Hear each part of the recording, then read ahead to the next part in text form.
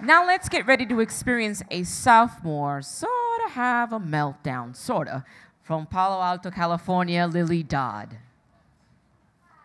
I'm going to be reading an excerpt from my short story, A Sort of Meltdown. Upstairs in his wood smoke-smelling room, Oliver slept for 10 hours. When he woke up, he ordered a glass of champagne from room service, but by the time Stephen from Utah knocked on his door, Oliver felt too sad to pretend to be over 21 and told Stephen from Utah he could have the champagne for himself, to which Stephen from Utah replied, "Why are you crying?" Oliver didn't answer. Even in his kilt, Stephen from Utah was obviously cooler than Oliver. Wind and weather had drawn strong, premature lines on his face that might have been ugly but looked instead like finishing touches. Stephen from Utah probably hiked with a beat-up copy of Proust in his backpack and could fight off a bear by talking to it.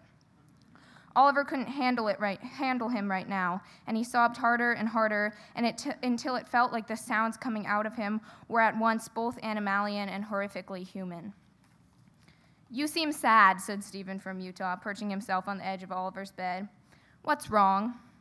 "Please go away," Oliver hiccuped. "Nothing's wrong." "Overruled," said Stephen from Utah. He handed Oliver the champagne. "Getting drunk will make you feel better. As Churchill once said, I have taken more out of alcohol than alcohol has taken out of me." Oliver took a swig of the champagne, brain momentarily short-circuiting in the fizz. He wiped his mouth with the back of his hand and looked Stephen from Utah dead in the eye and said, "I am so sick of you people, you pretentious, handsome, motherfucking assholes." And Stephen from Utah, delighted, threw back his head and laughed. Stephen from Utah had a snowmobile and said the pizza place was not that far. It was not until the hotel had disappeared around a corner of white trees that Oliver realized that there was at least a 30% chance that Stephen from Utah was a kilt-wearing serial killer/rapist who targeted emotionally disturbed young men and would leave Oliver's mutilated body in the snow with a Bible verse written in blood on his bare chest. Oliver considered jumping off, but that would mean certain death. Well, if he landed incorrectly, which he would.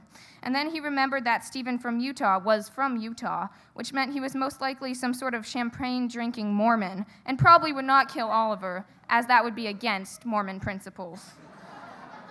Just as Oliver had completed his calculations and decided that there was an 80% chance that Stephen from Utah was a Mormon, a 13% chance that he was a serial killer, a 5% chance that he was a serial rapist, and a 2% chance that he was just a guy who was tired of taking off his kilt to eat pizza with nobody, Stephen from Utah pointed to a red roof in the not-too-distant distance and said, "There it is." Thank you.